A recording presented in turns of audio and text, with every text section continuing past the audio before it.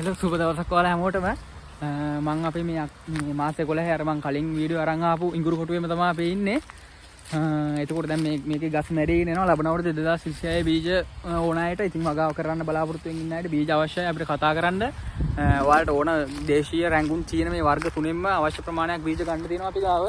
සාමාන්‍ය ලබන අවුරුද්දේ බීජ කිලෝ 30000ක් විතර දෙන්න පුළුවන් මට්ටමක් තියෙනවා. ඒ වගේ ප්‍රමාණයක් මේ වෙද්දි තියෙනවා බීජ අවශ්‍යදී කතා කරන්න. ඊට අමතරව වගාව ගැන මුකුත් දන්නේ නැති වගාව කරන්න බලාපොරොත්තු වෙන අය ඉතින් කතා කරන්න අපේ බීජ ඕන ප්‍රමාණයක් ගන්න පුළුවන්. ඊට අමතරව වගාව පිළිබඳ දැනුමත් අපෙන් වැඩේ කරපු නැති කෙනෙක්ට මෙහි ඇවිල්ලා බලලා ඉවරලා වගාව කරගන්න පුළුවන්කමක් තියෙනවා.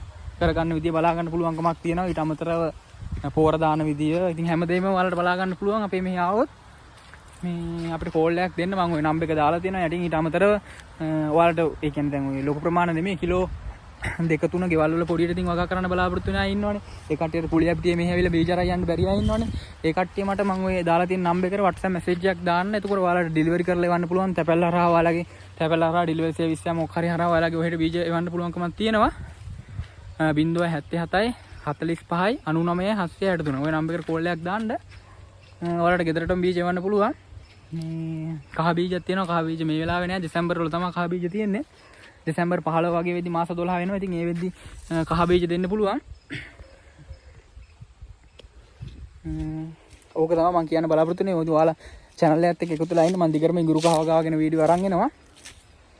මේ ඉඟුරු මලුත් පිපිලා දැන් මේකත් මේ කොටුවත් මේ සිංගල ඉඟුරු ටිකක් දැන් මේ මල් පිපිලා මලුත් කහ වෙලා තියෙන්නේ. ඒකෙන් තව මාසයේ දවස් 10ක් විතර යද්දි මේක ඉතින් ගස් ටිකත් හොඳට මැරෙන්න ගනී. දැන්ටත් ඉතින් මැරලා තියෙන්නේ.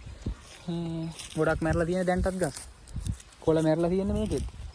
ඒ වුණාට තාම මේක බීජ වල 100ක් සුසු නැහැ. මොකද මාස 11යිනේ. හරියම බීජ කියන්නේ මාස 12 වගේ වෙන්න ඕන අනිවාර්යෙන්.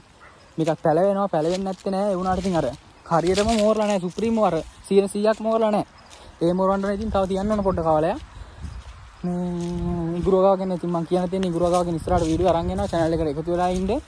මේ ඉඟුරු බීජ ඕන අය කතා කරන්න. ඊට අමතරව ඉඟුරු වගා කරලා මොනවා හරි ගැටලු තියෙන අය ඒකටත් එයාලත් කතා කරන්න මොනවා හරි තියෙනවා නම් අපි දැනගන්න දෙයක්. තවත් ඉරින් අපි හම්බෙමු.